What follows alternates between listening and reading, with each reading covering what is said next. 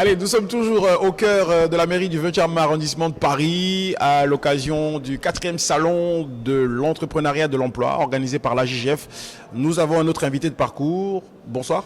Oui, oui, bonsoir. Alors, vous êtes en Guyane française. Vous avez parcouru assez de kilomètres pour assister à cette 4e édition du salon. Quel est l'impact pour vous personnellement et quel est l'impact après sur la communauté ? Tout d'abord, je remercie la JGF qui m'a invité à ce forum. Dès qu'ils m'ont parlé de ce salon, je ne me suis pas posé 1000 questions. Je sais que la Guinée, c'est notre cause commune. Ouais. Et aujourd'hui, je suis ingénieur de mine, je sers quelque part en Amérique du Sud. Donc je me suis dit, il y a des entreprises minières qui viennent ici pour rencontrer la diaspora dans tous les domaines, que ce soit en mine, en géologie, dans le BTP. Donc moi, étant ingénieur géologue et que j'ai envie de retourner travailler dans mon pays, je ne me suis pas posé des questions. J'ai fait 8h à 8h30 de vol pour être là. C'est pour rencontrer les acteurs miniers de mon pays pour voir s'il y a des opportunités à saisir. D'accord. C'est quoi le parcours personnel en tant qu'ingénieur en mine? Vous avez fait votre formation au pays, à l'étranger? Tout d'abord, je suis un pur produit guinéen. D'accord. J'ai fait mon école primaire, le collège, le lycée et même l'université. J'ai obtenu un diplôme en licence en génie géologie à l'Institut supérieur de mines et géologie de Bokeh. De Bokeh, d'accord. C'est après cette formation-là que je suis venu en France. J'ai intégré l'université de Toulouse, où j'ai fait une licence, un master 1, un master 2. Donc j'ai un bac plus 5 en exploration des ressources minérales. Et c'est après l'université de Toulouse que j'ai intégré l'école des mines d'Alès. Et j'ai un diplôme d'ingénieur spécialisé en exploitation des mines, sécurité et environnement minier. Donc j'ai un parcours assez complet dans le domaine des mines. Et c'est pourquoi... Alors, votre parcours, il n'est pas hasardeux. Votre parcours, il est fait et il est demandeur par rapport au marché de l'emploi guinéen, parce qu'on sait qu'aujourd'hui, on est quand même l'une des grosses réserves mondiales en matière de minerais, en matière de bauxite, en matière de fer, en matière d'or. Évidemment. Et pourquoi le choix de la Guyane et pas le choix de la Guinée ? Si on peut le dire comme ça, c'est un concours de circonstances. Je suis allé faire mon projet de fin d'études dans cette entreprise minière où j'étais très bien reçu, très bien accueilli.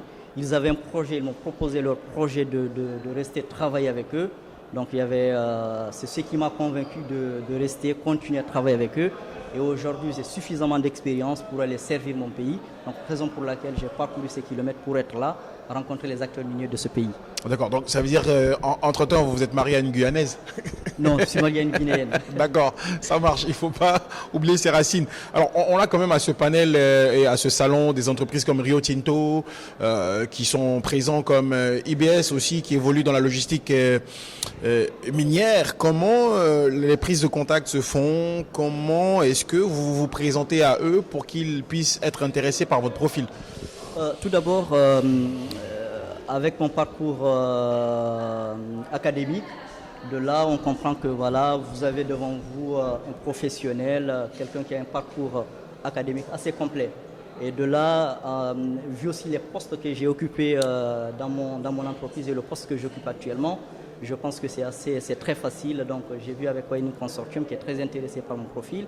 Et également Rio Tinto, j'ai pu avoir des contacts aussi avec IBS. Donc les contacts ont été très bons. Moi je pense que la JGF a fait un bon travail en faisant ce pont. Parce que quand on arrive en Guinée, on est resté ici pendant plusieurs années, on est un petit peu perdu, on ne sait pas où mettre le pied. Donc, mais ce forum permet ce salon, une sorte d'incubateur. Exactement, de faire une liaison entre la diaspora qui est là et qui a envie de rentrer, servir ce pays et les entreprises qui sont sur place en Guinée. Il faut qu'on reste assez optimiste pour notre pays. Je pense qu'il y a des choses qui sont très positives, qui sont en train d'être réalisées par le gouvernement en place, par les entreprises minières et surtout sur les négociations, et j'insiste là-dessus, sur les négociations entre le gouvernement guinéen et les entreprises minières, qu'il faut que ce soit des professionnels qui s'y connaissent, qui sont du domaine, qui négocient. Je pense qu'on doit être très positif là-dessus et il faut être patient. Le changement ne vient pas d'un seul coup. Ouais. On a encore de la marche à faire, mais on va y arriver. Je pense que j'ai un regard assez positif. Je vois que les écoles professionnelles, ça avance, les métiers et sur la partie enseignement supérieur, il y a pas mal de changements qui se font en ce moment. Je pense qu'on ne peut qu'être fier et aller participer au développement socio-économique de ce pays. Alors, vous qui avez fait vos études à l'école géomine de Bokeh, sous l'ancienne magistrature, Bokeh a été zone spéciale économique. Mais aujourd'hui, les mines ne rapportent pas grand-chose à la ville de Bokeh. On aurait voulu avoir des hôpitaux, des CHU, des stades, des infrastructures pour la jeunesse, que la ville puisse profiter d'un vrai réseau routier à Bokeh. Vous avez connu Bokeh. Le regard que vous portez aujourd'hui sur cette ville qui ne bénéficie pas des retombées de l'exploitation minière? Je pense que tout ça vient du départ, de la négociation entre les autorités locales, entre le gouvernement et ces entreprises minières. Je pense qu'aujourd'hui, la Guinée doit se tourner vers les entreprises qui ont une certaine responsabilité sociétale et environnementale pour que les retombées minières, pour que l'activité minière puisse se ressentir sur la population locale et en général sur les Guinéens. Dans l'assiette du Guinée lambda? Absolument. Moi, je pense que tout part du départ des négociations entre les autorités et ces entreprises minières. Si la base elle est là et que nous exprimons nos besoins en fonction de leur projet, nous leur présentons ce que nous avons besoin.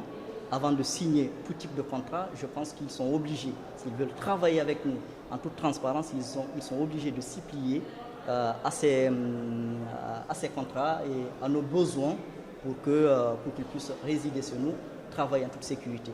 Et je pense que c'est ce qui manque et il faut que ça soit bien négocié dès au départ. Et tout ça. Et ça va rapporter. Alors, un dernier mot forcément à tous les jeunes Guinéens qui vous regardent, qui aspirent aussi au succès, à la réussite. Nous sommes au salon de l'entrepreneuriat, nous valorisons aussi les métiers, nous valorisons aussi les non-diplômés, mais qui ont des capacités, qui ont des aptitudes, qui ont appris des choses. C'est quoi le message pour les stimuler? Je pense que le seul message, en partant de moi, même si je ne suis pas forcément un grand exemple, et tout ça, il faut être patient et persévérant et avoir des objectifs très clairs. Ne pas se laisser emporter, ne pas se laisser distraire. Vous savez ce que vous voulez, vous savez ce que vous voulez devenir et il faut travailler, c'est le travail. C'est le travail qui vous fait parvenir là où vous voulez. Ce n'est pas Paul ni Pierre.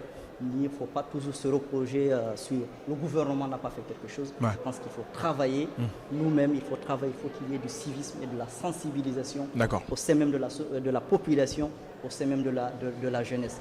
Et un dernier mot sur nos formations, il faut absolument adapter nos formations aux besoins. Aux besoins du marché. Aux besoins du marché.